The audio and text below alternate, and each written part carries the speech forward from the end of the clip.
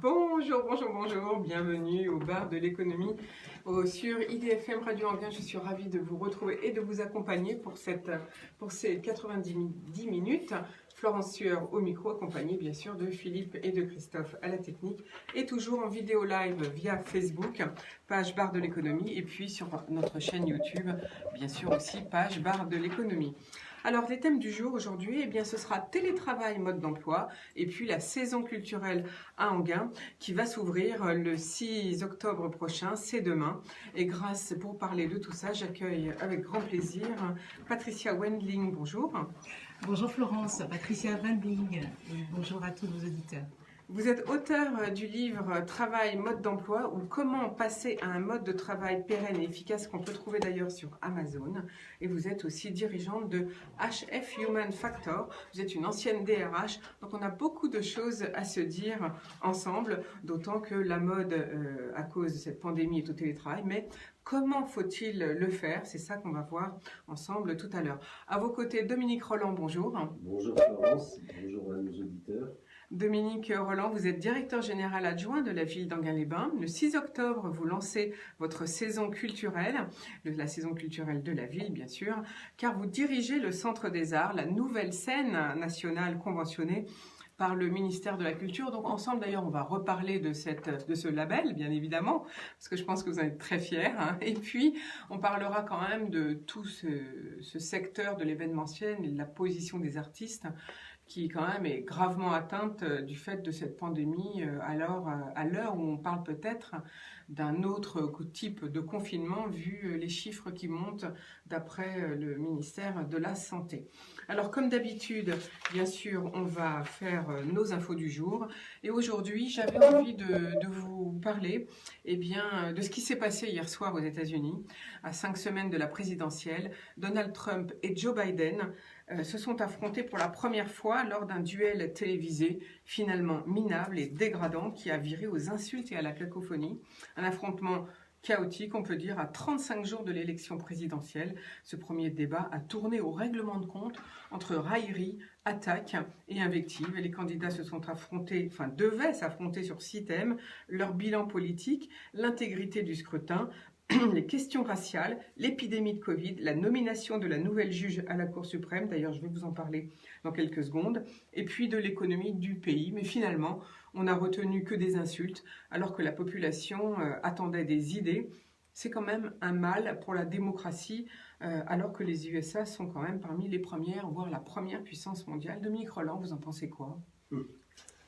Alors, ce que j'en pense, c'est que nous avons une différence d'abord d'approche entre les pays européens et les États-Unis sur l'approche même, je dirais, d'une élection, sur l'approche même des candidats, parce que le président sortant est pour la première fois, je crois, aux États-Unis, quelqu'un qui s'appuie, c'est très calculé finalement, il s'appuie sur un électorat. Son électorat, il a une base très solide. Son électorat, c'est une base très solide. Et il s'appuie sur un électorat qui le suit finalement sur des éléments de langage qui sont, je dirais, qui sont plus...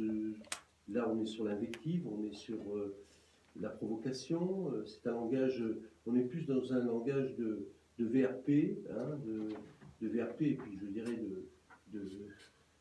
finalement, c'est pas un langage sur le fond, c'est un langage sur la forme, mais c'est calculé. Et Joe Biden, qui, à mon avis, se trouvait enfermé dans un discours où il allait être taxé par rapport à son âge, par rapport peut-être à la lenteur de son élocution, en tous les cas, est parti sur le même registre. Il est parti sur le même registre parce qu'il savait qu'il y aurait une tentative de déstabilisation, puisque le président Trump est sur ce registre-là, avant tout, c'est-à-dire c'est l'insulte, l'invective, et c'est jouer sur les nerfs de son adversaire. Donc là, on est dans un débat, c'est un show télévisé, si on veut.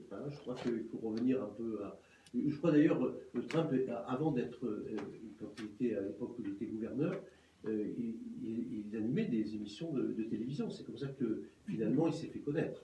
Merci beaucoup, Dominique Rolland. Alors, je vous parlais tout à l'heure des thèmes sur lesquels ils devaient intervenir, Donald Trump et Joe Biden, et notamment la nomination de la nouvelle juge à la Cour suprême, car Ruth Bader Ginsburg est décédée il y a quelques jours, enfin quelques semaines maintenant, et c'était la juge progressiste et féministe de la Cour suprême, figure politique majeure des États-Unis, qui avait laissé en suspens une question essentielle d'ailleurs, qui lui succédera. Elle était depuis 25 ans l'une des 9 juges de cette Cour suprême, la plus haute juridiction américaine, et la coqueluche d'une gauche désunie et une véritable star. On ne compte plus les poupées à son effigie, les livres à sa gloire. La jeunesse américaine en avait fait son porte-drapeau, car depuis 50 ans, elle portait le droit des femmes et menait le combat contre les discriminations sexistes, et ça depuis les années 70. Alors d'autant que l'opposition a toujours été la même, faire comme si le sexisme n'avait jamais existé. Alors inlassablement, sans bousculer, elle a toujours expliqué calmement que les discriminations de ce genre pénalisaient autant les hommes que les femmes. Donald Trump donc a choisi pour la remplacer Amy Coney Barrett, la juge fédérale universitaire âgée de 48 ans, fidèle catholique, opposée au droit à l'avortement, pour remplacer donc Ruth Bader Ginsburg. Donc un changement carrément d'orientation. Et si la nomination d'Amy Coney Barrett est confirmée, la Cour suprême comportera alors 6 juges conservateurs et seulement 3 juges progressistes. La décision de nommer ce nouveau juge avant l'élection présidentielle a été dénoncée bien sûr par les démocrates. Et c'est une institution, je vous rappelle, cette Cour suprême qui tranche les débats fondamentaux de société comme justement le droit à l'avortement ou le port des armes. Alors justement, cette magistrate est aux antipodes de Ruth Bader Ginsburg. Amy Coney Barrett est mère de 7 enfants, tous âgés de moins de 20 ans. Elle a donc 48 ans, je vous le disais. 2 d'entre eux ont été adoptés. L'enfant le plus jeune du couple souffre de trisomie 21. Elle a travaillé pour plusieurs avocats et pour un juge conservateur de la Cour suprême, avec qui elle partageait une vision, entre guillemets, originaliste du droit. En fait, ils interprètent la Constitution telle qu'elle a été pensée lors de sa rédaction, plutôt que de se baser sur des jurisprudences. Forte de ses 15 années d'expérience universitaire, elle est donc juge fédérale depuis... elle n'est cependant juge fédérale que depuis le mois d'octobre 2017. Elle avait été nommée directement d'ailleurs par Donald Trump. Elle est donc, je vous le disais, une fidèle catholique. Son mari est un ancien procureur et ils sont membres d'un groupe chrétien qui s'appelle The People of Praise, le peuple de la louange, fondé en 1971. Chaque membre doit faire don de 5% de ses revenus à la communauté. Elle expose depuis longtemps ses positions anti-avortement. Elle a critiqué l'Obamacare, la loi sur l'assurance maladie, qui doit être examinée d'ailleurs en novembre. Elle défend le droit au port d'armes et bien sûr est contre l'avortement. Car pour elle, cette loi viole le 2e amendement de la Constitution. Voilà qui est-elle. Et puis, je vous propose toujours un petit voyage aux États-Unis. On va entendre pourquoi l'avis de Pascal Boniface, notre expert international, pourquoi donc Donald Trump voulait donc interdire TikTok et ça n'a pas marché. L'avis de Pascal Boniface. C'est une défaite pour Donald Trump qui voulait interdire cette application chinoise qui connaît un grand succès. Plus de 100 millions d'utilisateurs et depuis que Trump a annoncé la fermeture, c'est 400 000 personnes qui chaque jour ont téléchargé l'application. Que reproche Donald Trump à TikTok? Il reproche finalement d'espionner, de télécharger les données contre l'avis des consommateurs américains et donc d'être un instrument au service de la puissance chinoise. Est-ce que c'est vrai? Ce n'est pas documenté, il n'y a aucune preuve, ça n'a jamais été prouvé. C'est peut-être possible, mais c'est en rien prouvé. Et on peut dire qu'on peut éventuellement faire le même type de reproche préventif aux autres applications américaines. On sait que la NSA n'a jamais été trop avare d'écouter, de télécharger les données et d'espionner les dirigeants de tous les autres pays. Donald Trump avait un peu ordonné à TikTok d'être vendu en disant toujours au nom de la sécurité nationale. Il disait que TikTok devait être vendu à des entreprises américaines parce que dans ce cas-là, les données seraient sécurisées dans un cloud américain bien contrôlé. Et donc, il avait présenté un accord selon lequel TikTok serait devenu une entité indépendante de la maison mère chinoise et qui aurait été contrôlée par 2 opérateurs américains, Walmart, la grande chaîne de distribution, et Oracle, une entreprise digitale. En fait, on s'aperçoit s'apercevait par la suite que le deal permettait à TikTok de conserver 80% des parts et que les deux opérateurs américains n'avaient que 20%. Donc, comme très souvent, c'est une opération de communication où Donald Trump annonce de façon extrêmement spectaculaire un résultat alors qu'il n'est pas tout à fait conforme à la réalité. Ce qu'on a vu surtout, c'est une très forte mobilisation de la jeunesse américaine pour conserver TikTok. Et c'était un problème pour Donald Trump puisqu'il y a des gens un peu en déficit de vote auprès de la jeunesse. Et si sur les 100 millions d'utilisateurs de TikTok qu'il apprécie, qui l'ont téléchargé, qu'il utilise presque au quotidien, eh bien, on lui reprochait de le priver de ce mode de loisir et il aurait pu avoir également un coût pour lui. TikTok a eu un rôle important dans le mouvement Black Lives Matter parce que les jeunes se sont exprimés et beaucoup pensent aussi que c'est cette vengeance sur le mouvement Black Lives Matter que Donald Trump veut prendre. Mais on voit que cette grande bataille TikTok n'est qu'un prétexte, que les accusations d'espionnage ne sont qu'un prétexte. En fait, la grande bataille, c'est la domination dans le digital, dans l'intelligence artificielle et ce duel entre Washington et Pékin. C'est un duel général, on l'a vu pendant et depuis la crise du Covid-19. Il y a une très forte rivalité stratégique entre les États-Unis et la Chine, tout simplement parce que les Américains craignent, sont angoissés de voir la Chine les rattraper. Avant la crise du Covid-19, la Chine faisait 65% du PIB américain. Cette année, en 2020, du fait de la crise de Covid-19, la Chine a connu une croissance zéro. Mais le PIB américain va reculer de 10%. Donc la Chine va peser 75% du PIB américain. Et finalement, ce qui unit démocrates et républicains, le seul élément de la politique de Trump qui n'est pas contesté par les démocrates, c'est bien la rivalité pour la Chine. Et l'intelligence artificielle, qui est, selon la plupart des observateurs, l'élément de puissance de demain, est bien sûr au cœur. Et en voulant empêcher des applications populaires, eh bien, Trump veut masquer le fait que peut-être que les Américains sont en train également de perdre la bataille du digital. Eric Schmidt, celui qui a créé Google, dit que d'ici 2025, la Chine aura emporté la partie dans le digital.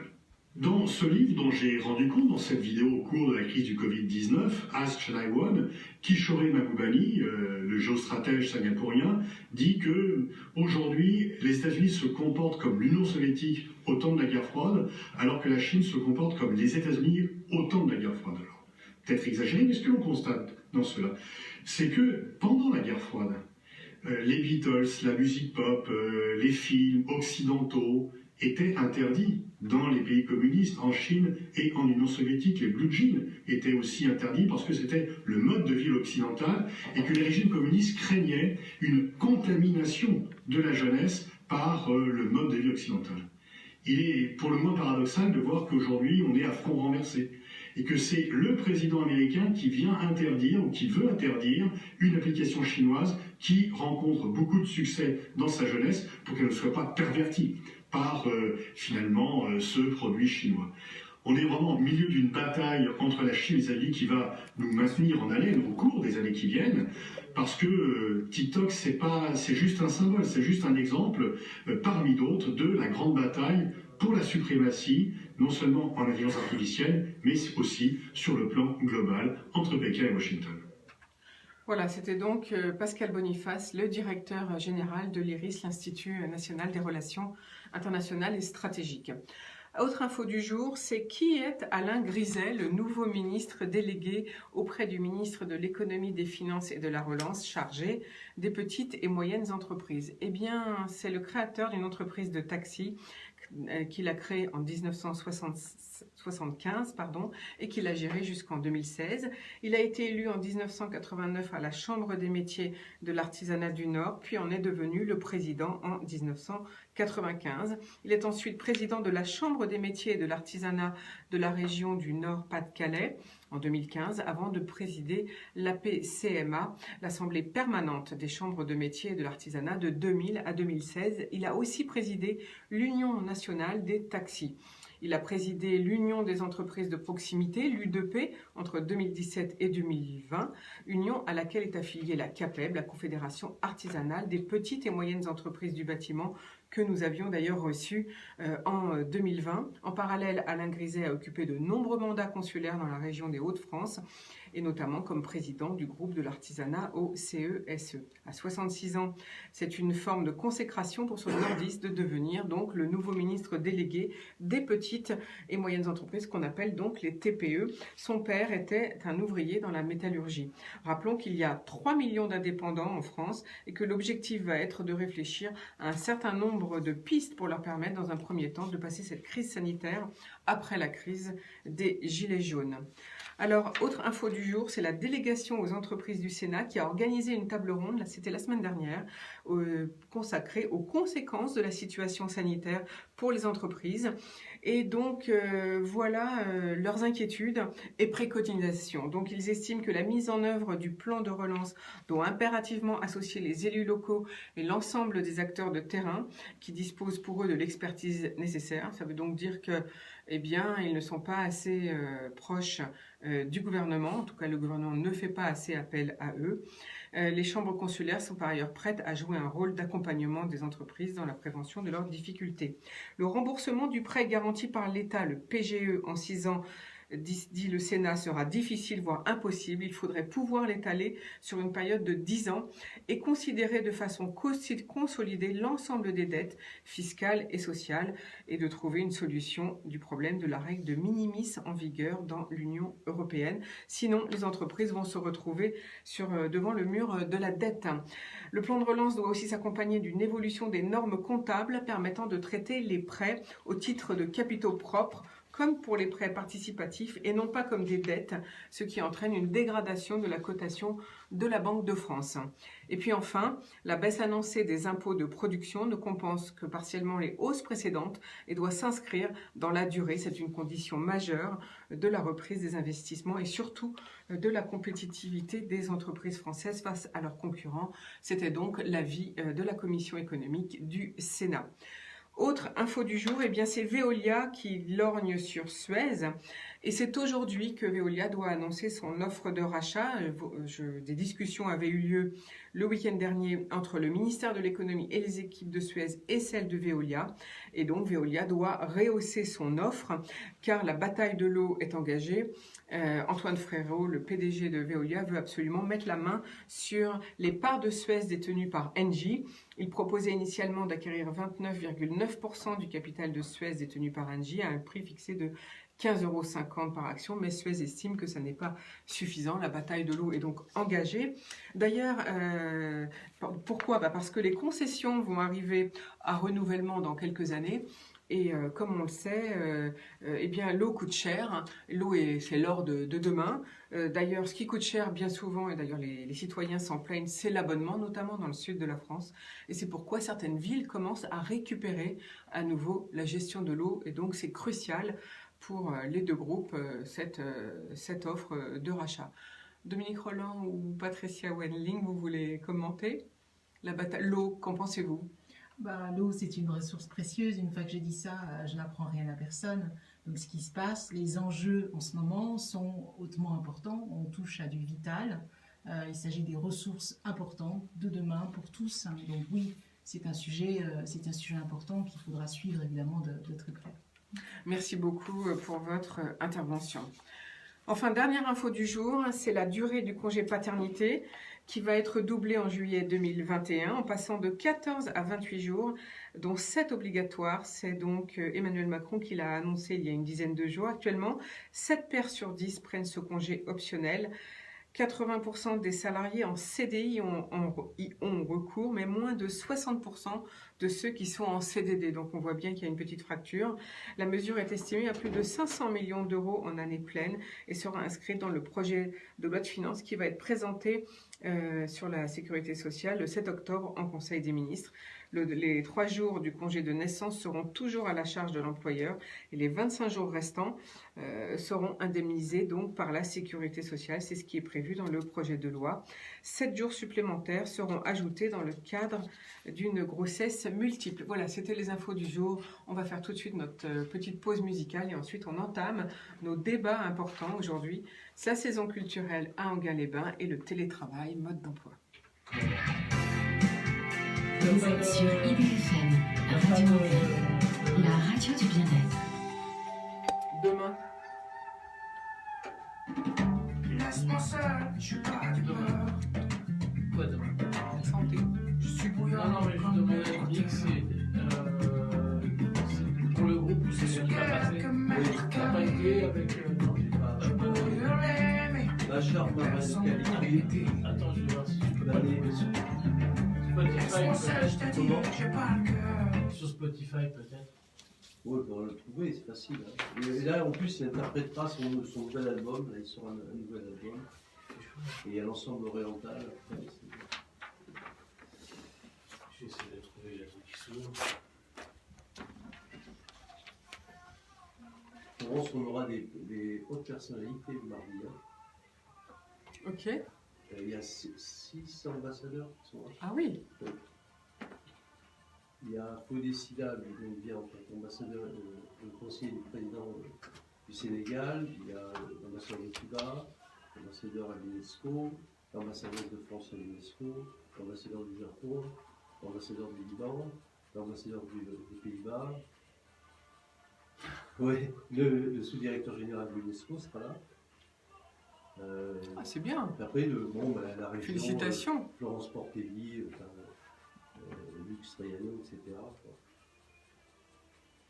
Alors, à moins que le préfet nous dise non. Bah oui, on attend. On attend. En principe, les réunions professionnelles, c'est aux Oui. organisateurs de respecter les règles. On a 20 pages de consigne. protocole. Alors, Donc, on dirait qu'on est en train de passer la douane à Roissy. quoi. on peut pas s'arrêter de travailler, c'est pas possible. Exactement. Il faut bien à un moment donné. Exactement. Alors donc. Donc. Le groupe. Et ça, donc c'est Bachar, Mar, M-A-R, plus loin, El Khalifé, El Khalifé. avec un K.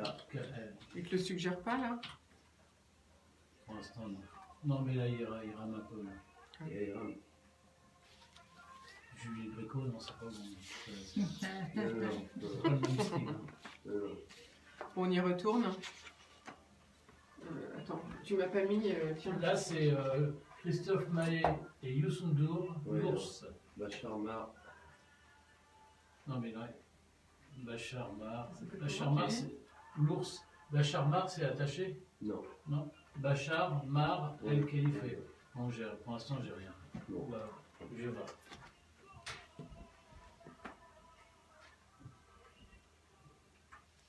Au bar de l'économie sur IDFM Radio Anguin, c'était donc notre respiration musicale avec Christophe Maé et Youssou N'Dour, un titre que vous devez, un titre récent que je vous propose bien sûr d'acquérir, ça s'appelle L'ours. Alors aujourd'hui, j'ai la chance d'être avec Patricia Wendling, auteure du livre Télétravail, mode d'emploi, et de Dominique Roland, le directeur général adjoint de la ville d'Anguin. Alors Dominique Roland, vous lancez le 6 octobre la saison culturelle de la ville d'Anguin-les-Bains, mais avant qu'on se lance dans le détail de vos actions, j'aimerais qu'on revienne sur le fait que vous avez été labellisé, c'est une consécration finalement cette année, vous avez été labellisé Nouvelle Scène Nationale par le ministère de la Culture. Bon, le souci, c'est qu'avec la pandémie, on est un petit peu à l'arrêt dans notre domaine. Comment se portent les artistes? Les artistes s'adaptent, comme notre société en général, à l'échelle mondiale d'ailleurs, avec des différences évidemment notables, parce que selon les pays, mais en particulier les artistes aujourd'hui sont d'autant plus importants que je dirais que c'est le rapprochement culturel face à la distanciation sociale. Parce que cette distanciation sociale, c'est quand même c'est quelque chose c'est un changement de paradigme en même temps, mais c'est aussi un changement de comportement. Donc je crois que l'art, puisque cette labellisation est sur l'art et création, donc nous favorisons surtout, et les artistes ont continué à travailler en studio, c'est-à-dire que nous avons avant de voir un artiste sur scène, que ce soit en concert ou pour une pièce de théâtre ou pour un ballet chorégraphique, il faut d'abord travailler en studio. Et ce que nous avons privilégié pendant des mois, dans cette période de confinement, c'est de permettre à des artistes de travailler en studio, de travailler sur leur création pour pouvoir produire cette création qui arrivera en diffusion dans 6 ou voire 8 mois. Donc rien ne s'arrête. C'est une autre façon de travailler aussi, c'est une autre façon aussi de penser justement, de nous rapprocher finalement le numérique, puisque cette labellisation c'est aussi pour nous, nous sommes un lieu d'art et de création, mais nous portons un intérêt pour les technologies et également pour l'intelligence artificielle. Donc nous travaillons avec l'ensemble de ces outils, de ces médiums. Donc l'intérêt finalement c'est de pouvoir en quelque sorte transformer les revers en victoire, c'est-à-dire à la fois de continuer pour les artistes, de leur permettre de travailler, d'être en création et pas forcément en représentation publique.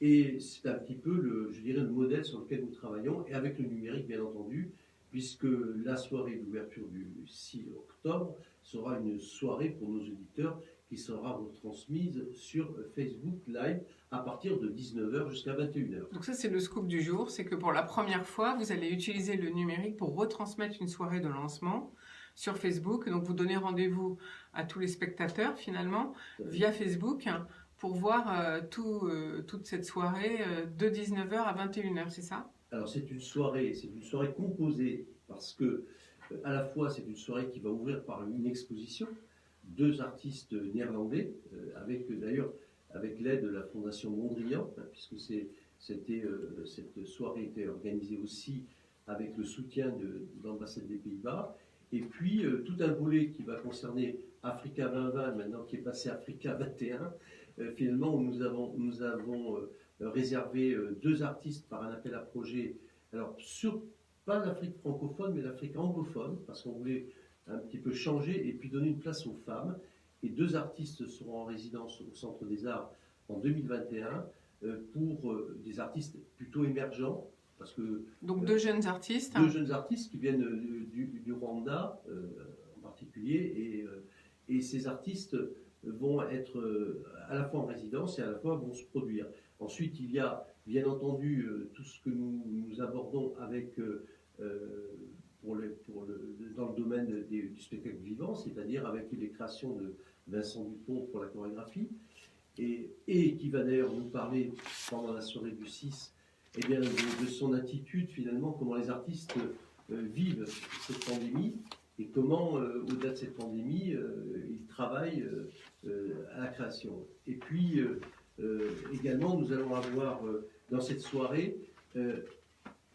ça va être l'acte, je dirais, de solidarité de la culture et de l'art en direction d'une actualité qu'on connaît, qui est celle de Beyrouth, de cette catastrophe, Donc, où les artistes nous avons invités. Nous avons, je dis pour nos auditeurs, un concert qui est de Bachar Marel Khalife et de l'ensemble oriental, qui va être en quelque sorte la fin de cette soirée, mais en même la temps, clôture. la clôture de cette soirée, mais avec tout un ensemble de programmations qui vont toucher, puisque pour nos auditeurs, nous avons 3 expositions par an, et puis également, nous avons autour de 10 créations chaque année pour cette nouvelle saison. Donc pour la saison 2020-2021, 10 créations nouvelles seront produites au Centre des Arts. Au Centre des Arts, dans des domaines qui évidemment concernent le spectacle vivant. Et nous allons faire quelque chose pour nos auditeurs qui est intéressant aussi, c'est que nous allons nous déplacer dans un atelier d'artistes en direct pendant cette soirée. C'est Christina Hoffman, donc une artiste. On va être en situation de rencontre dans l'atelier. Je pense que ce qui est intéressant de façon générale, c'est de regarder pas l'art simplement par la représentation, mais de regarder un petit peu en situation, c'est d'ouvrir l'atelier finalement. Je pense que c'était une question qui était posée au XIXe siècle, c'était je pense avec Delacroix, je pense aussi avec Paul Cézanne. La question aujourd'hui, la pandémie nous invite en quelque sorte à aller un petit peu dans les coulisses de la création et aller dans les ateliers d'artistes. Je pense que l'atelier, c'est un élément qui traverse le monde finalement. Le point de vue des artistes, c'est un regard sur le monde. Bien sûr, et donc c'est ça qui est intéressant, justement, la culture, c'est l'objet de la culture, c'est de nous ouvrir l'esprit, quel que soit le domaine, quel que soit le champ, quel que soit, j'allais dire, l'internationalité. Alors, vous proposez pour la première fois de voir via Facebook, donc de 19h à 21h, cette fameuse soirée d'ouverture.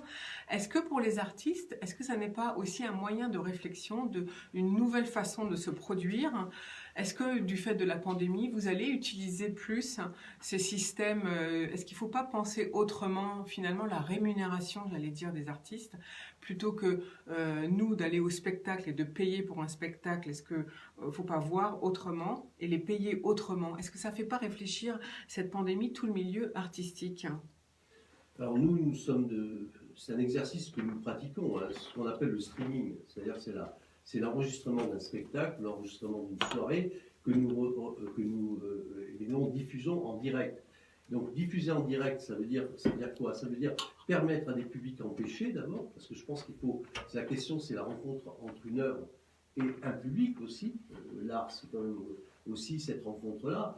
Et cette distanciation sociale finalement, eh bien, nous rapprochons plutôt les publics parce que nous amplifions en quelque sorte un événement, c'est-à-dire ça peut être une représentation, un concert, eh bien, est tout de suite accessible à distance. Ça, c'est un élément important. Et comme nous sommes également, Anguin-les-Bains est une ville créative de l'UNESCO, sur les arts numériques, eh bien, il est intéressant de voir que cette invitation sur Facebook Live sera aussi à l'adresse en Chine, des villes créatives en Chine, que ce soit Changsha, à Sapporo au Japon, également au Mexique, aux États-Unis et à Dakar, et de partager ce moment ensemble, c'est-à-dire de pouvoir traverser le monde aussi grâce évidemment à cette adaptation finalement par la technologie, c'est-à-dire de consacrer une soirée qui ne soit pas seulement pour ceux qui sont présents dans la salle, mais aussi une invitation, puisque c'est une soirée qui est accessible gratuitement, eh bien accessible à tous ceux qui le souhaitent dans le monde entier finalement. Mais du coup, ça fait réfléchir aux droits d'auteur, jusqu'à présent, notamment je pense aux musiciens qui touchent un cachet par soir. Comment vont-ils faire dans le futur si on diffuse de manière numérique? Alors certes, on a un champ beaucoup plus vaste d'ouverture de spectateurs. Comment va-t-on faire pour réfléchir aux droits? Est-ce qu'il ne faut pas réfléchir aux droits d'auteur? C'est une question qui est largement abordée par les sociétés d'auteurs, je veux dire que ce soit la SCAM, la SACEM, la SACD, c'est un sujet qui est largement abordé. La question c'est de savoir si, puisque les artistes sont rémunérés quand même pour une soirée, une représentation, il y a une rémunération. Donc le sujet c'est de savoir si les droits de diffusion sont à titre gratuit, enfin c'est quand même cette question-là. Et ça veut dire que pour les artistes, c'est aussi une promotion. Est-ce que c'est cette question-là que vous discutez avec chaque artiste qui se produit au Centre des Arts d'Anguin-les-Bains? Nous discutons de manière, je dirais, systématique avec les artistes pour faire que leur participation, qui est rémunérée, je le rappelle, soit aussi un élément qui conditionne aussi une forme de promotion pour eux, parce qu'ils ont une actualité aussi, parce qu'ils ont une sortie d'album prochaine. Donc tous ces éléments sont des contributions. Nous ne sommes pas, c'est un petit peu la différence avec un éditeur, c'est que nous sommes dans une posture, nous sommes un petit peu l'interface entre le public et les artistes. Donc notre rôle, c'est finalement de faire connaître ces artistes auprès des publics, et donc nous avons un rôle en quelque sorte de médiation, de passeur. Alors Dominique Rolland, vous venez de nous présenter cette soirée donc d'ouverture du lancement de la saison culturelle de la ville d'Anguin. Vous avez parlé de l'artiste qui va venir, donc le chanteur-compositeur qui va venir en clôture avec son ensemble oriental, qui s'appelle Bachar Mar Khalife. Je vous propose un extrait d'un de ses titres qui s'appelle Insomnie.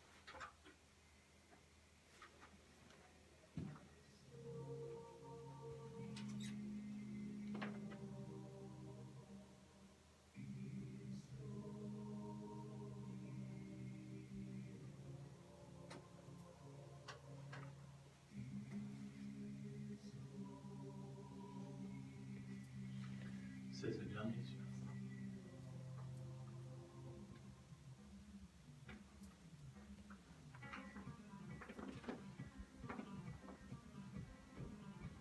C'est un mélange des cultures. Oui, complètement.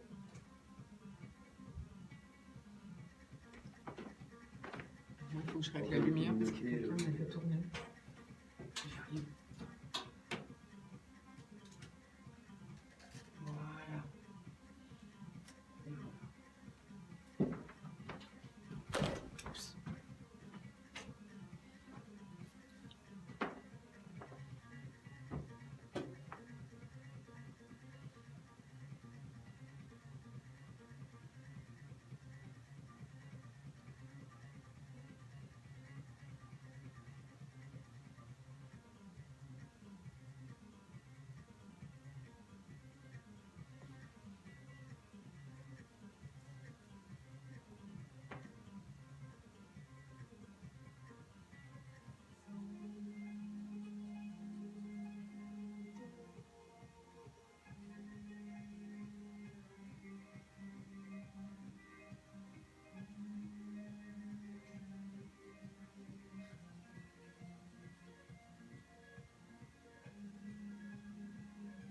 Donc c'est un artiste libanais?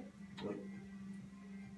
Je trouve que les invités sont artistes libanais.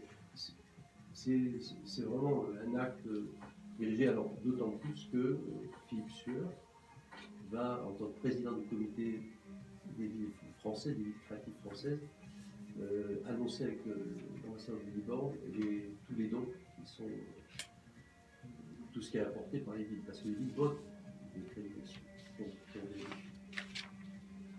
On y retourne.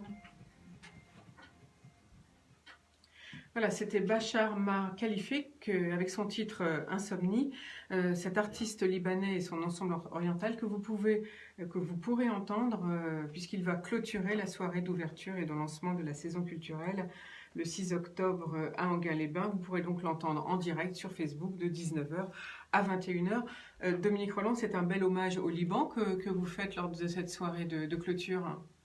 Oui, et c'est à travers la voix des artistes, finalement, avec le concours des artistes, que c'est d'autant plus que Beyrouth est une ville créative de l'UNESCO sur la littérature. Donc c'est aussi un lien qui est fort, puisque nous-mêmes, nous sommes au comité de pilotage du réseau des villes créatives de l'UNESCO. D'ailleurs, la présence de l'UNESCO sera importante et conséquente pour le 6, parce que c'est à travers cet écho, je dirais, artistique de Bachar Mar, c'est en même temps, lors de cette soirée, Philippe Sueur, maire d'Enghien, d'Enghien-les-Bains, mais qui est également le président du comité français des villes créatives françaises, donc qui réunit Angoulême, qui réunit Limoges, Saint-Étienne, Lyon, Metz. Eh bien, ça va être aussi un moment aussi d'annonce justement de l'ensemble des aides, des soutiens des villes, des soutiens financiers des villes pour Beyrouth, qui va être annoncé en présence de l'ambassadeur du Liban en France. Donc ça, c'est un élément qui conjugue à la fois la solidarité, mais aussi un acte artistique pour nous rappeler que le Liban, c'est aussi un monde de la création.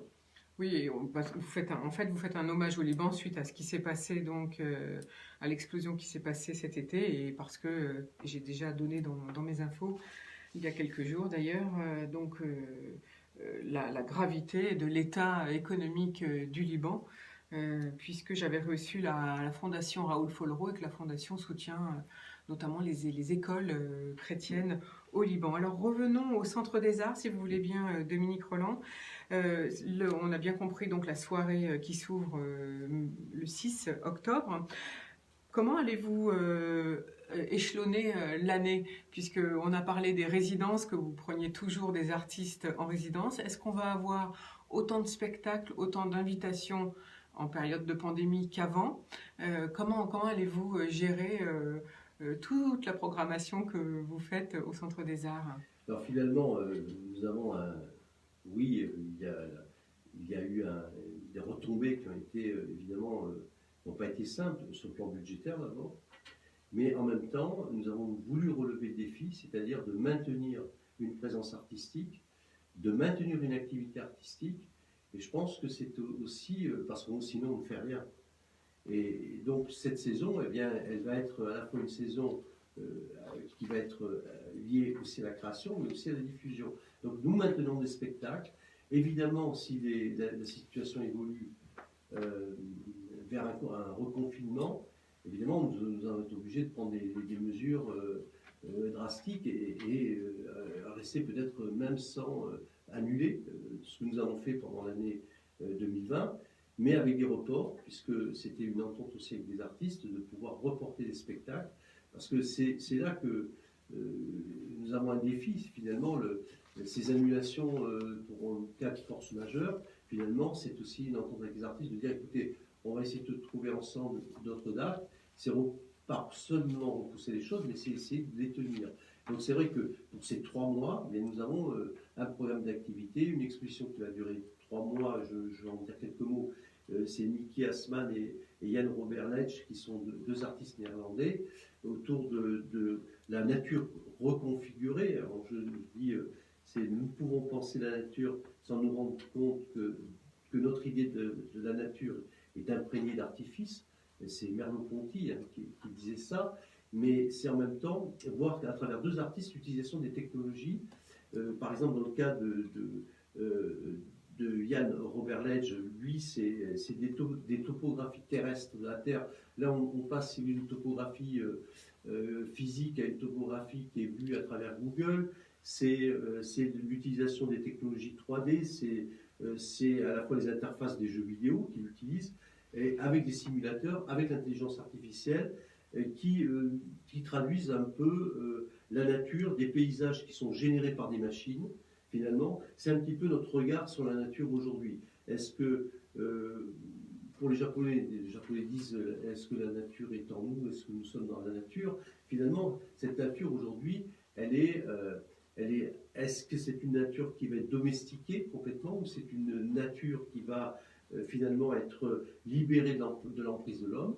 C'est autant de questions que les artistes soulèvent, et je pense aussi à Niki Hassman, qui elle est plutôt dans une interprétation poétique à la fois de la lumière, dans des explorations de paysages qui sont beaucoup plus célestes par endroits, des perceptions de l'espace, du corps et de l'espace, du corps et de la lumière.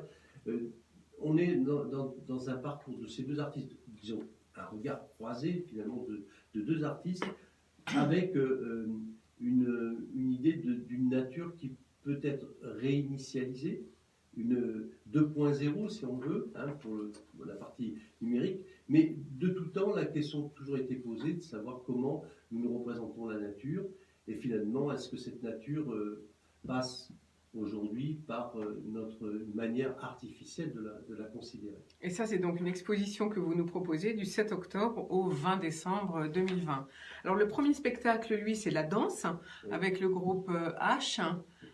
Donc, parlez-nous un peu. Ça, ce sera pour le 9 et le 10 octobre. Donc, ça va très vite, finalement. 9 et 10 octobre. Alors, en sachant, je dis pour nos auditeurs, que nous avons nous ne savons pas aujourd'hui si ce spectacle ne devra pas être reporté, tout simplement parce que l'artiste qui est indienne, et donc a un problème familial de sa mère en l'occurrence, et se retrouve en Inde. Alors ce qui n'est pas facile, c'est que quand vous voulez vous déplacer d'un pays à l'autre, donc il y a les conditions sanitaires, vous êtes mis en quatorzaine, donc tous ces problèmes-là font que là nous avons une petite incertitude pour ce premier spectacle. Donc là il faut qu'on se renseigne, savoir si ça aura lieu ou pas un petit peu avant. Nous allons donner cette information aujourd'hui pour être complet, je dirais, eu égard puisque ce qui est intéressant aussi de voir, puisqu'on parle finalement quelle est la situation de l'art par rapport à la pandémie. Aujourd'hui, nous avons des réservations, nous avons des abonnements, ça veut dire qu'il y a un retour, une envie des publics pour le spectacle. Bah bien sûr, donc, on a tous envie. Malgré la situation qui est quand même très fragile. Et par contre, effectivement, là, cette incertitude plane encore, mais Chassol, qui arrive après, qui est un artiste, vous savez, qui est je dirais, qui utilise des technologies, mais c'est un véritable métissage, finalement, une hybridation, finalement, de genres, qui utilise l'image aussi. Donc là, c'est de la musique et de l'image mélangées, en fait. Vous nous emmenez dans un voyage à la fois visuel et auditif. Ça, en principe, ce sera le 23 octobre. 23 octobre. Ah oui, là, c'est tout à fait. Et d'ailleurs, ce qui est intéressant de voir, c'est que sur cette série de spectacles, nous avons déjà des achats de places, y compris en décembre, vous voyez. Donc ça veut dire que le public, si vous voulez, revient vers le spectacle. Et c'est important, donc il faut rassurer sur les conditions sanitaires. Et nous avons un protocole qui est là justement pour rassurer et à la fois créer des conditions qui sont acceptables pour pouvoir assister à un spectacle. Alors cette année, vous ouvrez sur une très grosse coopération musicale, puisque je note que pour l'ouverture, il va y avoir la présence du Sénégal, de Cuba, du Japon, du Liban, on en a parlé, des Pays-Bas, et puis bien sûr sera présent l'UNESCO, puisque Enghien-les-Bains est labellisée ville créative de l'UNESCO. Ça veut dire que beaucoup d'artistes étrangers vont se produire, hein. Alors, c'est une des caractéristiques d'Enghien-les-Bains. Je crois que c'est une ville ouverte sur le monde. C'est une ville, est important aujourd'hui, encore beaucoup plus aujourd'hui, de voir qu'avec l'Institut français, puisque l'Institut français nous avons été sélectionnés pour Africa 20, maintenant qui est 21, finalement, pour permettre à des artistes africains de se produire au Centre des Arts, de voir le festival de Paris Images, Digital Summit, qui va être à sa 6e édition, qui va revenir avec une présentation d'artistes sur les effets spéciaux. Ça, c'est au mois de janvier, C'est 27 au 30 janvier. Voilà, c'est au mois de janvier. Également un parcours cinéma qui va nous amener évidemment à redécouvrir, puisque nous sommes également une salle ARIC, à redécouvrir des films d'auteur. Et puis toute la partie aussi musicale. Alors bien sûr, vous faites écho, et vous savez la passion qui est la mienne pour Cuba. Donc Acocan, qui est un groupe qui est dans la groupe important parce qu'il y a 13 musiciens. C'est un groupe qui reprend finalement des répertoires des années 50. C'est l'époque quand même du mambo et du cha-cha-cha. Donc ça va être sympathique. Très 13 sympathique musiciens, c'est magnifique. C'est une invitation à la danse. C'est vrai que être face au spectacle aujourd'hui, c'est un petit peu comme quand j'avais une invitation avec mon ami Zao pour le Congo, c'était la rumba, on appelle la rumba bouchée, polka piqué, etc. À chaque fois, c'est une invitation à la danse. Je pense que c'est quelque chose que nous devons aussi redécouvrir parce que la France a connu une belle période où il y avait encore des bals. Ça existait, il n'y en a plus aujourd'hui. Non, c'est c'est vrai vrai. que tout a changé. Beaucoup de couples se sont formés en se rencontrant C'est exact. dans les balles, D'ailleurs, notre justement. première exposition qui a été faite avec Carlos Saura, le réalisateur, qui a ouvert le Centre des Arts, eh bien, cette publication, j'ai encore notre première publication, dans laquelle nous voyons des couples dans des balles qui se trouvent en Andalousie, en Espagne, où Carlos Saura avait filmé, photographié tout ce monde sous l'époque de Franco qui était, qui se rencontrait finalement dans les balles. Alors c'est un peu la même chose à Cuba, puisque on se rencontrait dans les balles et c'était les meilleurs danseurs, et non pas forcément ceux qui portaient une esthétique sur leur image, mais c'est surtout les danseurs qui étaient regardés. Et la danse a encore D'ailleurs, dans notre programmation, nous avons beaucoup d'artistes, alors chorégraphes contemporains comme Vincent Dupont, qui évidemment nous montrent une époque où maintenant les chorégraphes et les danseurs, c'est beaucoup plus un travail d'équipe que le chorégraphe désignant à l'interprète ce qu'il doit faire. C'est-à-dire c'est un travail collectif qui est beaucoup plus avancé et ça, c'est aussi la création contemporaine. Alors, autre activité, j'allais dire, ou autre facette du Centre des Arts, c'est le Numérique Lab et puis les MOOC. Est-ce que vous allez poursuivre pour cette année à venir? Est-ce que vous allez toujours avoir des entreprises, j'allais dire, en résidence, mais est-ce que vous allez incuber et qui va être incubé cette année et allez-vous refaire des MOOC? Alors, oui, c'est pour ce qui est de l'incubateur. Alors, nous avons répondu à un appel à projet d'incubateur et nous avons été sélectionnés. Alors, c'était organisé par la BPI et French Tech. Et nous avons été sélectionnés pour accueillir deux nouvelles startups au sein de cet incubateur qui vont, avec un financement pour chacun de 12 000 € pour une année. Donc, ce qui est intéressant, et c'est là aussi notre travail d'accompagnement qui s'en ressent. Et puis, pour la partie MOOC, alors là, c'est un petit peu un clin d'œil à notre invité. C'est notre deuxième MOOC, le premier, évidemment, résultat sur art et création numérique, adressé à tous ceux qui ont été les MOOCers sur cette forme c'est une tutoriel, finalement. Eh bien, c'était 8000 inscrits quand même aujourd'hui. Et là, nous rentrons dans une deuxième phase qui sont les effets spéciaux. Comment?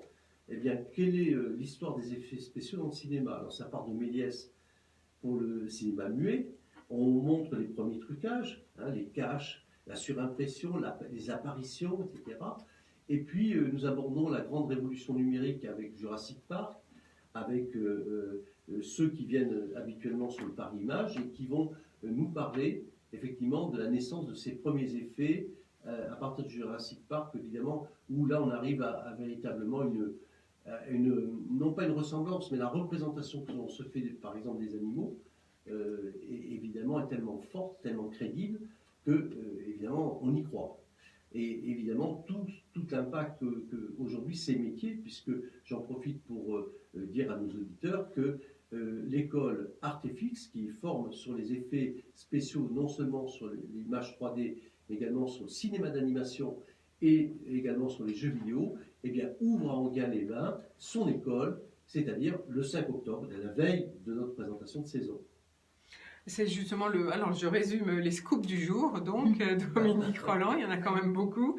Donc là, le lancement de la saison culturelle à Enghien-les-Bains, le 6 octobre, se fait en direct via Facebook, donc de 19h à 21h. Les MOOC, avec les MOOC, on aura l'histoire des effets spéciaux, et puis l'école Artefix, ça y est, c'est officiel, je l'avais annoncé en avant-première au printemps, mais ça y est, cette fois, la pierre est posée, la clé s'ouvre, la porte s'ouvre, le début octobre également, donc ça fait beaucoup de choses. Vous êtes content, Dominique Rolland, de cette, j'allais dire, de cette avancée dans les effets spéciaux, une école sur le numérique, c'est magnifique pour Enghien-les-Bains. Alors, d'abord, c'est une volonté de Philippe Sueur, c'est-à-dire finalement d'avoir, on parle beaucoup d'écosystème, mais là c'est un écosystème, un incubateur de start-up innovants dans le domaine numérique, c'est aussi un centre de création, art et création, c'est en même temps une école, en même temps des effets spéciaux qui est au top 10 mondial, des écoles d'effets spéciaux, où la France exporte, nous savons, le 3e producteur mondial de talent, et donc nous sommes au cœur d'un écosystème. Merci beaucoup, Dominique Rolland. Je vous propose d'une respiration musicale et on revient dans quelques secondes. Merci. Ah, c'est intéressant les spectacles. Si vous voulez, je vous passe le programme. Oui.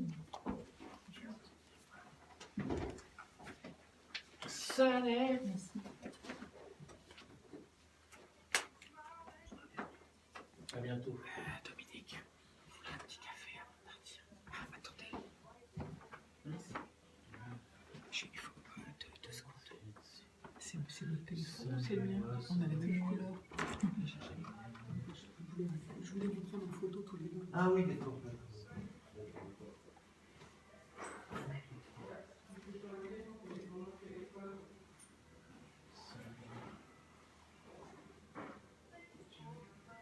Il est où notre téléphone? Il y a 2 téléphones là. Je les vois les 2. Oh, merci. Tiens, Dominique.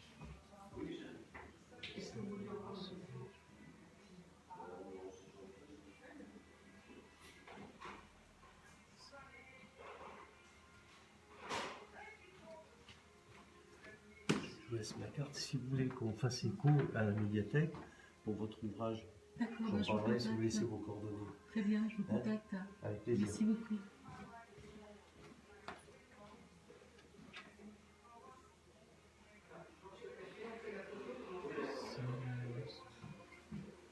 Tiens, mettez-vous côte à côte tous les deux. Comment?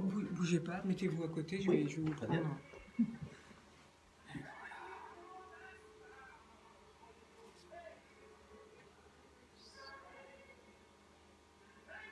Merci.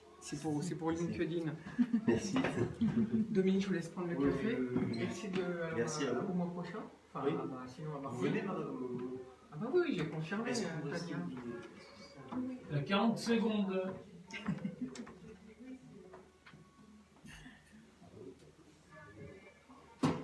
Je dois porter le casque là. Ah bah, c'est bien. Allez, on Parce que vous retourne. êtes très loin du micro, alors il faut vraiment vous rapprocher. C'est ce que je vais faire.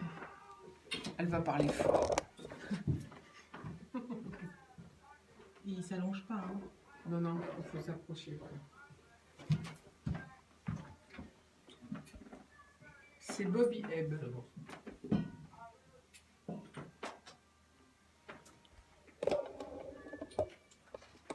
Nous voici de retour au bar de l'économie sur IDFM Radio Enghien.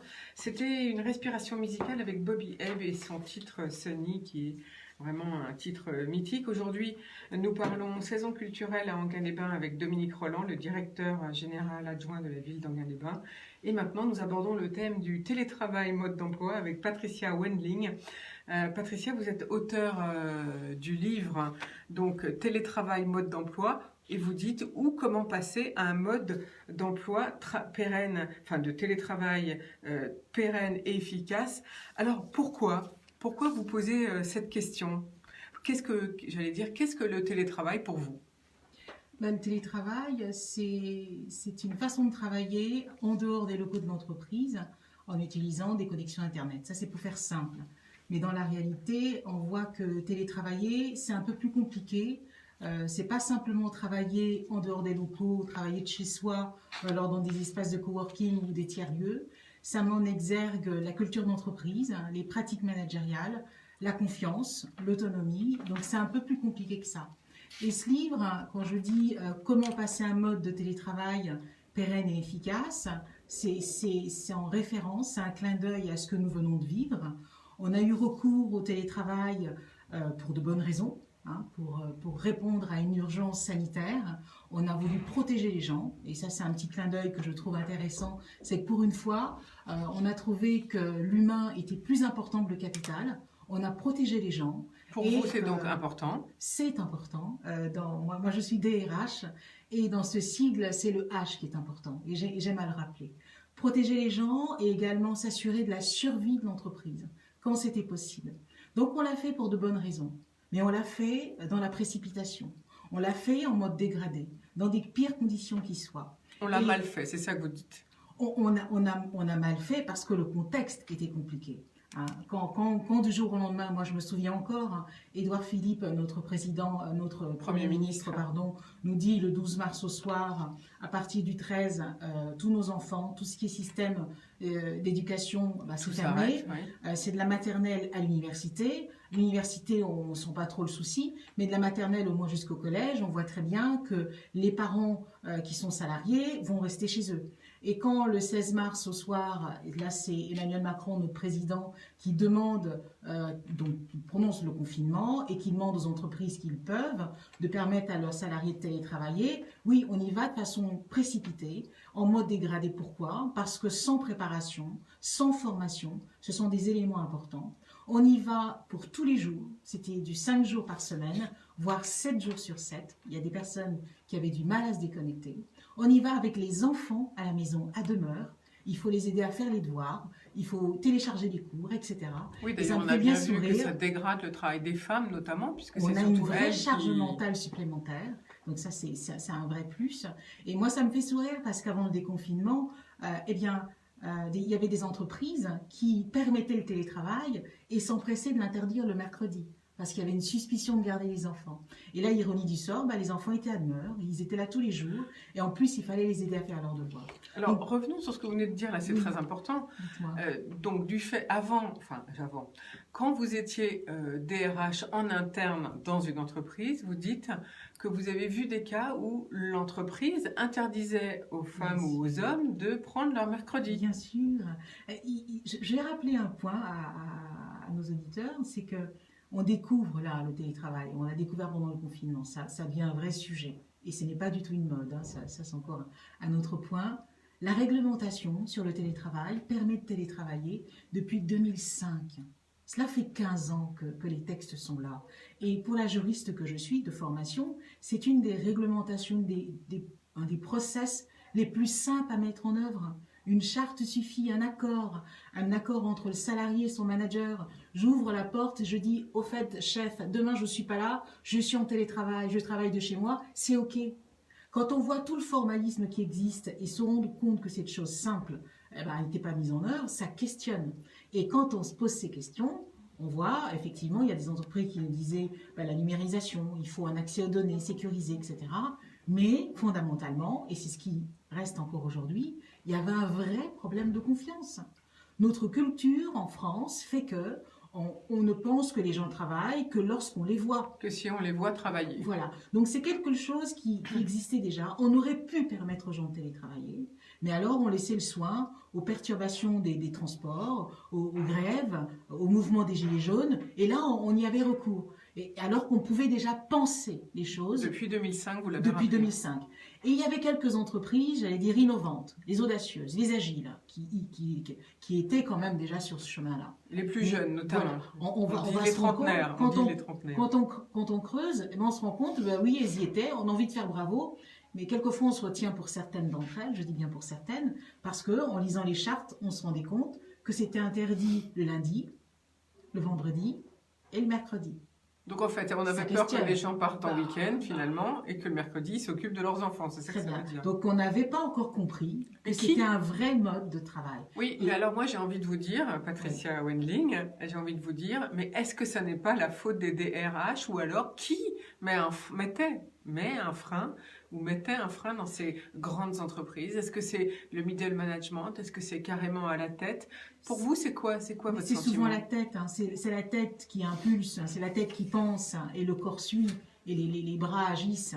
Donc pointer les DRH, ce n'est pas tout. Effectivement, en tant que DRH, on doit être aussi acteur et pas simplement exécutant. Encore plus dans cette période compliquée qu'on va vivre, encore plus maintenant que jamais, il faudrait vraiment, et ça c'est un message que j'adresse à mes confrères DRH, c'est ne soyons pas qu'exécutants. On va avoir des PSE, des plans de sauvegarde de l'emploi, etc. Soyons aussi acteurs, soyons aussi en avant. Donc, dire que c'était les RH, pas seulement. Il y a toute une culture d'entreprise et les DRH sont garants d'une culture d'entreprise, mais c'est pas eux qui l'écrivent. Il y a une direction. Donc, plutôt que de chercher qui est responsable, moi je dirais qu'avec le confinement, on a eu une formidable occasion de le mettre en œuvre, de voir que sur certains points, on s'était fait peur un peu trop et que c'est possible. On peut en faire un vrai mode de travail. On peut avoir au bout la productivité, la qualité de vie des salariés. Il y a des avantages, il y a des risques aussi, c'est vrai, mais ce sont des risques qui ne sont pas inévitables. On va y revenir, si vous voulez bien, sur les avantages et les risques. Ça fait partie de mes questions. Patricia Wendling, je rappelle que vous venez de sortir un livre qu'on trouve d'ailleurs sur Amazon qui s'appelle Télétravail, mode d'emploi ou comment passer à un mode de télétravail pérenne et efficace. Et c'est de ça dont on parle aujourd'hui. J'avais envie de revenir sur le métier de DRH. Parce que vous avez dit, le métier de DRH, on n'est pas que des simples exécutants. Mais finalement, est-ce que c'est pas un reproche qu'on peut faire au DRH qu'en fait, si on est salarié, et est-ce qu'on est écouté lorsqu'on va voir son DRH? Moi, je dirais on devrait. Je dirais on devrait. Ça me fait sourire. Pourquoi? Parce qu'il y a quelque temps sur LinkedIn, j'ai partagé un article, une réflexion de quelqu'un qui paniquait parce qu'il avait été convoqué par sa DRH. Quand je dis convoqué, il y a déjà une connotation négative. La DRH C'est avait vrai demandé que à le c'est voir. paniquant. Ah oui, La on DRH avait s'inquiète demandé à le toujours. voir et c'était panique. Et là, je me suis interrogée. Ça ne devrait pas être ça.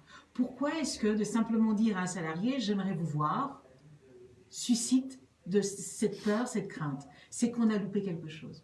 C'est que pour les gens, très souvent, trop souvent, on représente la porte d'entrée et la porte de sortie. On est là pour signer le contrat et on ne nous voit qu'au moment de partir. Je ne dis pas, je n'en fais pas une généralité. Mais moi, j'aime bien mettre les mots sur nos mots parce que c'est comme ça qu'on peut s'améliorer et avancer. Donc, cette réaction-là, et je pense que beaucoup pourraient l'avoir et comprennent ce que je suis en train de dire.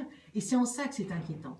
Si, lorsque la DRH vous voit, vous n'êtes pas à l'aise, c'est qu'il y a quelque chose qui dysfonctionne. C'est que la proximité n'est pas là. C'est que l'écoute n'est pas là. C'est que vous n'avez pas vu en votre DRH un allié de votre développement de compétences. Il y a un vrai souci. Et oui, ça, je vais peut-être choquer certains en le disant, mais si on veut avancer, si on veut faire mieux, eh bien, il faut regarder les choses en face, il faut se regarder en face et corriger. Donc c'est que le DRH, en fait, en ce moment, doit se remettre en question, c'est ça que vous dites Pas finalement? que lui, moi je dirais toute l'entreprise, les salariés aussi, les managers, la direction, les DRH, parce que cette crise avec ce confinement, ce télétravail nous a aussi appris, c'est que la culture d'entreprise est à revoir.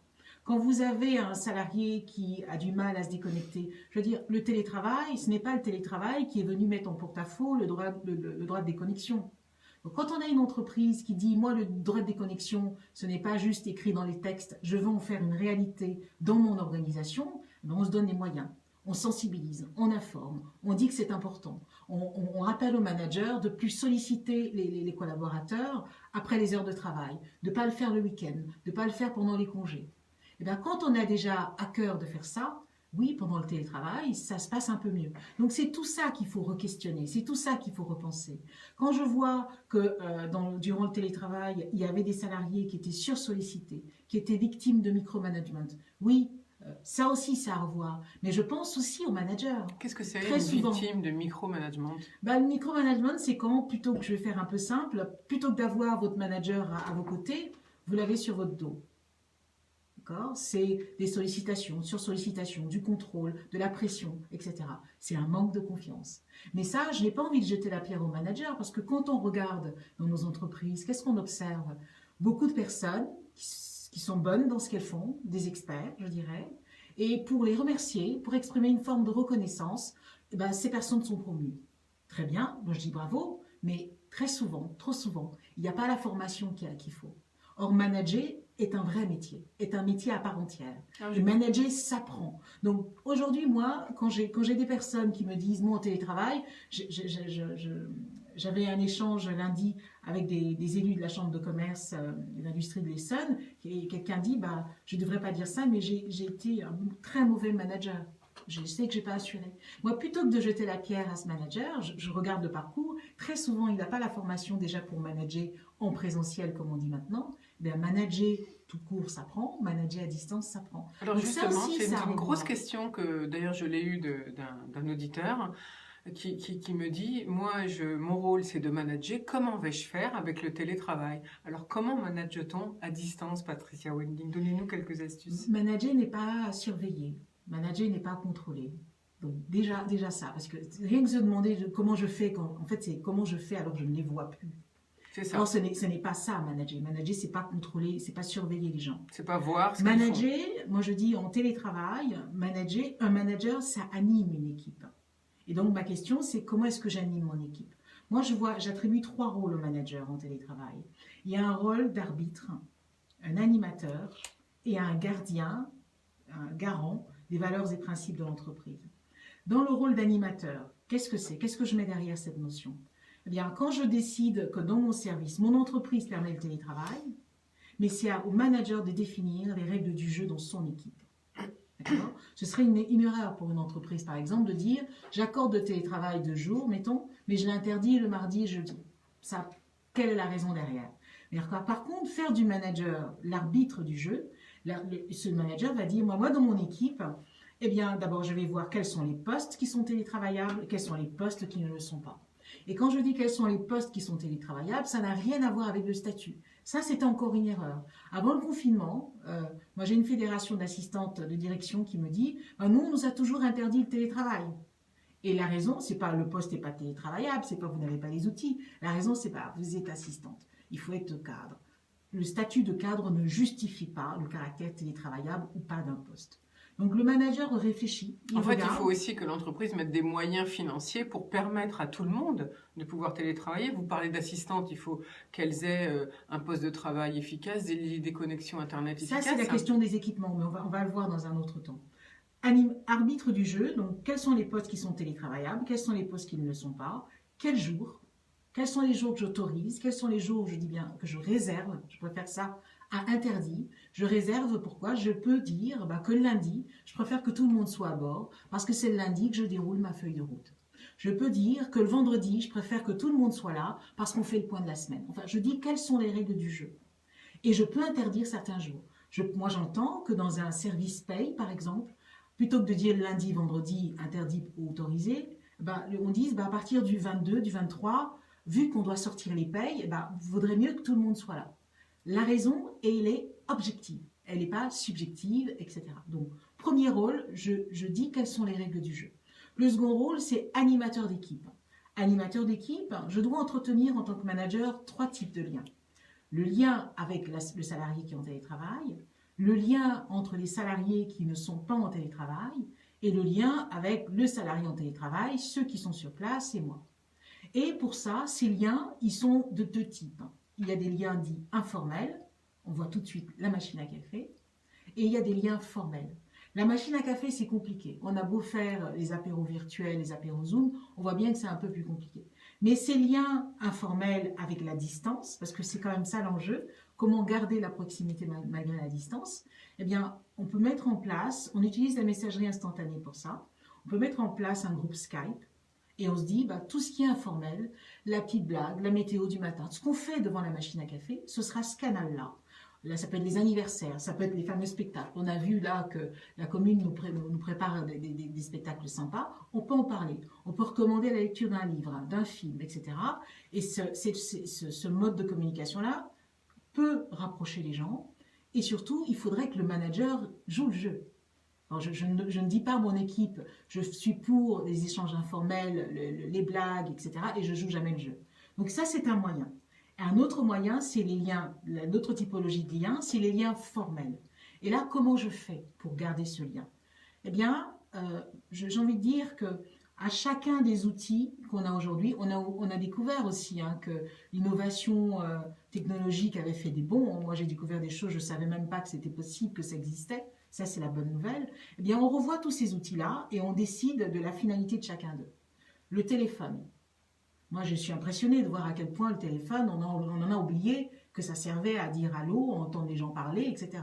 On fait des selfies, on fait des photos, on fait des SMS, mais on fait plus... On se parle plus, vous voulez dire maintenant? Alors Très peu. avant, on s'écrit de moins en moins et maintenant on se parle plus, vous dites? Bon, on se parle quand même beaucoup moins. On utilise rarement. Quand vous allez, je ne sais pas, j'allais dire chez Darty à la Fnac chercher un téléphone, on vous parle de la capacité de stockage des photos, etc. On fait rarement encore allô, comment tu vas? Si, on a redécouvert ça pendant le confinement, mais pour d'autres raisons. Eh bien, on peut dire ce téléphone, ben moi, je vais passer un coup de fil de temps en temps à mes équipes, à mon salarié en télétravail, et pas simplement le bombarder de mails ou bombarder de SMS. On a remarqué, je n'ai pas les chiffres en tête, que pendant le confinement, il y a eu une explosion de mails.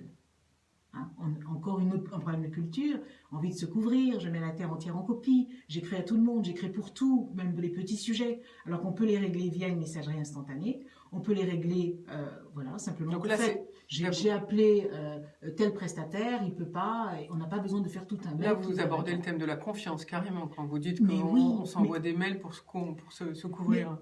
Mais, Florence, la confiance est le pilier du télétravail. Et c'est bien pour ça qu'on a du mal à avancer. C'est bien pour ça qu'on a du mal à construire un édifice au-dessus de tout ça. Parce que ça montre, ce qu'on a vécu là, montre qu'il y a un problème de confiance. Un problème de confiance qui n'est pas là, causé par le télétravail, qui existait déjà avant. Quand on en est par exemple encore à penser qu'un salarié n'est efficace que parce qu'on le voit, alors qu'est-ce qu'il fait ce brave homme? Eh ben, il reste jusqu'au tard le soir pour qu'on le voit. On a du présentéisme, c'est déjà un mal en entreprise. Mais on fait quoi? On sait déjà, est-ce qu'on s'intéresse aux vraies causes? Pourquoi est-ce qu'il a besoin de montrer qu'il est là? Pourquoi est-ce qu'on n'apprend pas à remplacer la montre par des résultats?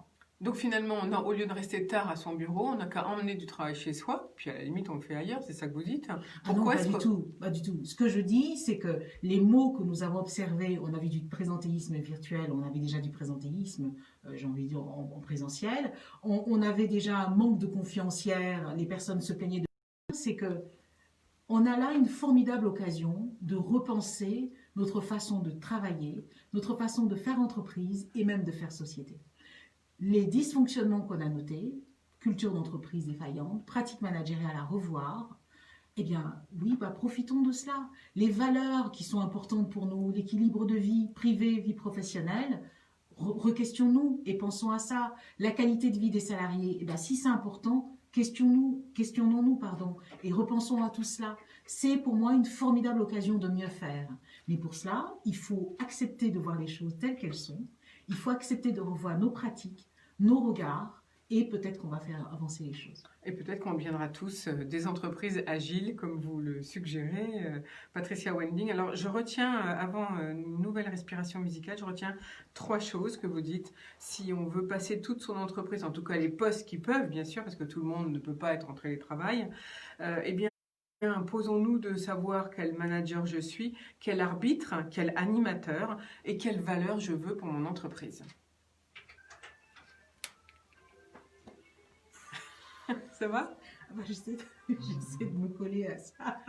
Ça fait un peu bizarre. Ouais, vous êtes bien là, comme ça, vous êtes va. très bien. Comme ça va. Ça va largement. Franchement, je sais pas si on entend. Mais mettez le casque si vous voulez vous entendre. Ça va. Tu nous as choisi quoi là? Ça va. Tiens, C'est- J'aime beaucoup, mais je sais pas qui c'est. Master KG Jérusalem. Master. KG. KG, Jérusalem. Jérusalem. KG. Jérusalem, carrément. Ok. Jérusalem. Ah, d'accord. Je l'ai entendu en faisant mes courses et Oh, bah, ça, c'est- je me suis retrouvée à danser, mais je savais pas qui c'était. C'est le tube de l'été, ça. Oui, mais quand il passe le Ah tube là, d'été, on dit ah là pas là. qui c'est. Ouais, je faisais autre chose cet été. Alors après, j'avais envie de vous poser la question de comment travailler seul et avec les autres. C'est quand même pas si facile que ça quand il y a beaucoup de gens qui disent qu'ils sont, enfin, qui disent qu'ils sont pas capables de travailler seuls. J'aimerais bien qu'on aborde cette question. Aucun souci. Parce qu'il nous reste quoi, 10 minutes, 10-15 minutes 57, 11 minutes. 11 minutes. Voilà. C'est très entraînant ça.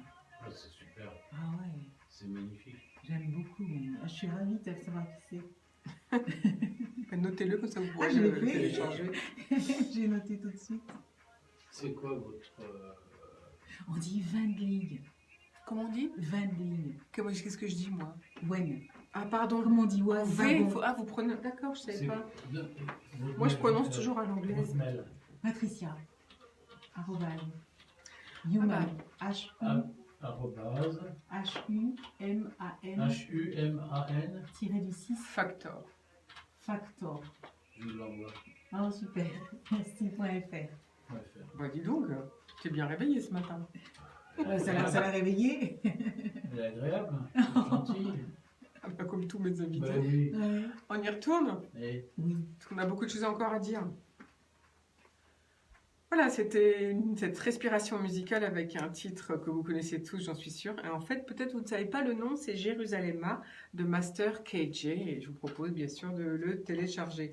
Aujourd'hui, nous parlons tout de suite, nous parlons télétravail, mode d'emploi avec Patricia Wendling qui vient de sortir son livre sur télétravail, mode d'emploi ou comment passer à un mode de télétravail pérenne et efficace que vous pouvez vous procurer sur Amazon. Et Patricia Wendling, donc on a beaucoup parlé des avantages, j'allais dire, pour les entreprises. Il y a aussi des intérêts économiques, sociaux, environnementaux. On va peut-être pas les détailler. Ça, je propose aux auditeurs d'acheter votre livre. Par contre, j'ai vu que vous dédiez votre livre à votre père qui disait « Il n'y a pas de petites gens, il n'y a que des gens ». Et vous dites être riche des autres ». C'est une maxime c'est votre devise? Ah oui, c'est quelque chose, je pense, qui me définit fortement. Et je parle d'un bel héritage. Et quand il nous inculquait cela, c'était pas des leçons, hein, c'était dans la pratique. Je ne me rendais pas encore à quel point, en fait, il me rendait riche. Il me rendait riche des autres. Moi, la diversité, j'y crois. La singularité, je préfère ce mot-là au mot différence. La singularité, je pense que c'est un vrai plus, qu'on gagnerait à s'enrichir de tous et de tout le monde. En fait, on n'accepte pas que chacun soit unique finalement. Non, On veut mettre tout le monde dans des moules. On a toujours des normes, on a des petites cases dans lesquelles on veut ranger les gens, un peu comme si ça nous aidait, comme on range notre chambre. Eh bien, on veut ranger dans des cases et c'est une erreur parce que des gens, ça ne se range pas dans des cases. Nous sommes appelés à devenir. Et donc, à un moment ou un autre, si cette case-là m'allait bien, eh bien, je vais devenir quelqu'un d'autre, ou plutôt je vais devenir encore plus moi-même. Et la fameuse case sera trop petite. Ou alors on me range parce que on pense que je suis ça, on réduit les gens alors qu'ils pourraient tant être autre chose. Et je suis convaincue que nous sommes tant, chacun. Donc oui, ouvrons un peu tout ça. C'est intéressant ce que vous dites parce que moi ça me fait penser au nombre de burn-out qu'on entendait avant le confinement. D'ailleurs on n'entend plus trop parler en ce moment. Je suppose qu'avec le télétravail ça aide les gens à peut-être aller mieux. Oui et non. Il y a certaines statistiques qui disent que la détresse psychologique est réelle. Donc on va en entendre parler à un moment ou à un autre. Et moi je suis d'ailleurs assez impressionnée à chaque fois que je vois que là, pour se préparer à la rentrée, toutes les entreprises ont eu chacune leur lot de masques, de gel. On était sur la santé physique et il y en a très peu qui se sont souciés de la détresse psychologique des salariés, alors que ce que nous venons de vivre était très dur. Nous ne l'avons pas vécu de la même façon. Il y avait le virus autour, on avait peur pour nos aînés, on était seuls, la solitude, l'isolement. Et donc, les professionnels nous disent que la détresse psychologique est là, elle va aller en grandissant. Et quand on regarde dans d'autres pays qui ont été confinés avant nous, oui, c'est une réalité. Et on parle très peu de cela. On a les masques, on a les gels, on a le fameux mètre pour calculer la bonne distance pour la distanciation physique, mais on ne parle pas de la détresse psychologique. Et j'allais dire, ça va nous retomber dessus, mais elle est pourtant réelle. Alors, revenons au télétravail, si vous voulez bien, Patricia Wendling. J'avais 2 questions. Déjà, la première, c'est que travailler à distance, donc de chez soi, c'est vrai que ça peut être très agréable, mais faut-il encore avoir l'espace suffisant?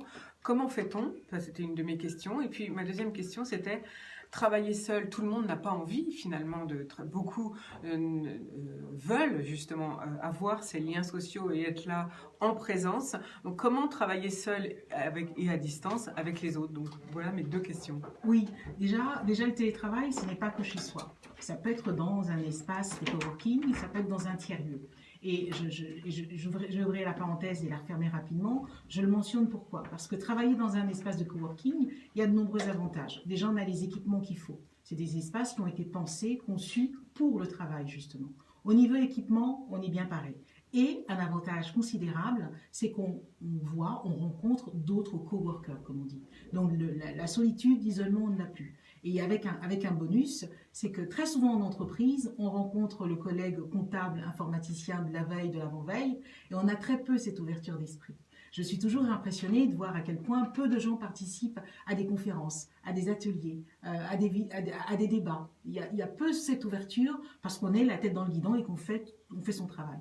Donc, fréquenter ces espaces de coworking aura un avantage au niveau du matériel, aura un avantage au niveau de la sociabilisation et même, je dirais, au niveau du métier parce qu'une ouverture d'esprit. Une fois qu'on a dit ça et qu'on est chez soi, on a de vraies difficultés. Oui, tout le monde ne peut pas, tout le monde n'aime pas télétravailler. Il y en a qui ont besoin de contact.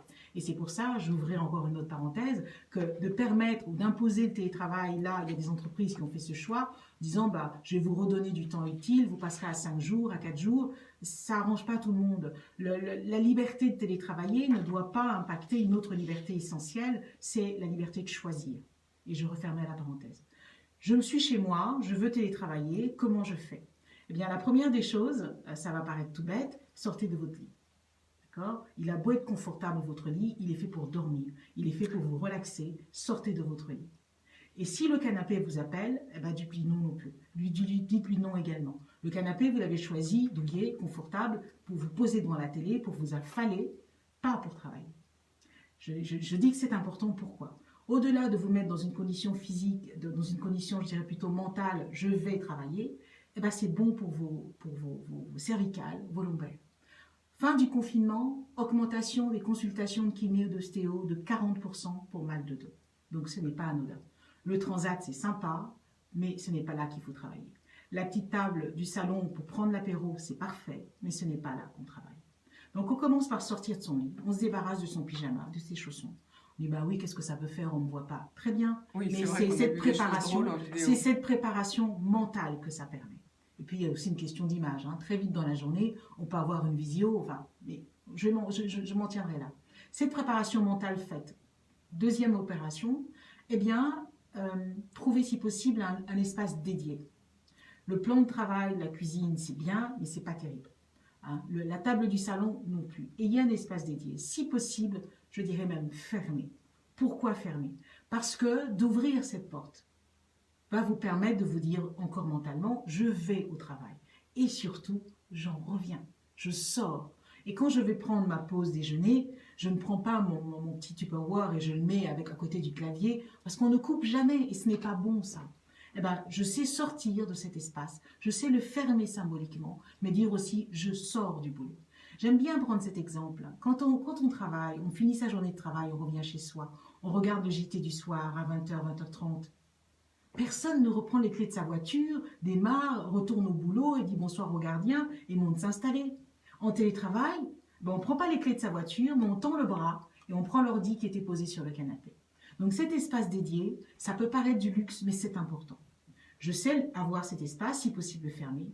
Quand j'ai une superficie qui fait que je n'ai pas cet espace-là, bien je peux me prendre des petits cartons, je range mes affaires avec un petit couvert qu'on retrouve chez Office Dépôt. Je ne fais pas de publicité, mais c'est très facile. Et je referme. C'est important, cette coupure. C'est une façon aussi de mettre une limite entre le privé et le professionnel. On a un vrai phénomène en télétravail quand on est chez soi. C'est que l'espace et le temps se confondent. La maison accueille le bureau et le bureau est à la maison. Et le temps, il coule. On a l'impression qu'on ne s'arrête pas. On peut travailler, on peut avancer. Eh bien non, on doit être aussi vigilant par rapport à cela. L'entreprise a à le rappeler quand elle forme, quand elle informe. Le manager a à le rappeler quand il informe, quand il accompagne. Mais c'est d'abord le salarié qui doit être garant de cela et être vigilant. Ça, c'est pour mon organisation. Un autre souci qu'on remarque aussi en télétravail, c'est que les personnes ont du mal à organiser la gestion des priorités, la gestion du temps. Et je dirais également, faites des pauses. Toutes les 20-30 minutes, on a ce qu'on appelle la technique de Pomodoro. 25-30 minutes, je fais une petite coupure et ça aidera. Merci beaucoup Patricia Wendling. Je propose bien que si vous voulez en savoir plus, vous aurez tous les petits conseils de l'auteur Patricia Wendling qui est avec moi aujourd'hui dans son livre Télétravail, mode d'emploi ou comment passer à un mode de télétravail pérenne et efficace sur Amazon. Très bonne journée à tous. Je vous retrouve dès demain. Ciao, ciao.